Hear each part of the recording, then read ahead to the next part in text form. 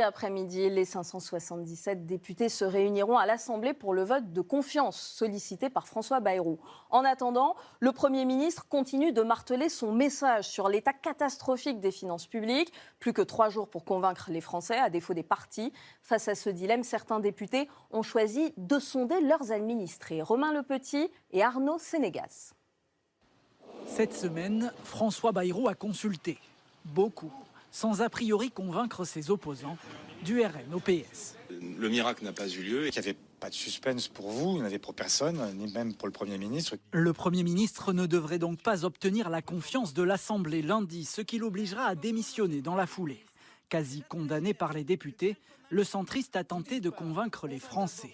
Et pour cela, il a multiplié les interventions radio et télé pour alerter sur l'urgence de la situation financière du pays. Ce que j'ai fait en prenant ce risque, en effet inédit, en prenant ce risque, c'est de montrer que c'est tellement important que je n'hésite pas à mettre en jeu les responsabilités qui sont les miennes. Une offensive médiatique qui ne semble pourtant pas porter ses fruits auprès des Français. Il a plus rien à dire, il est au bout du rouleau.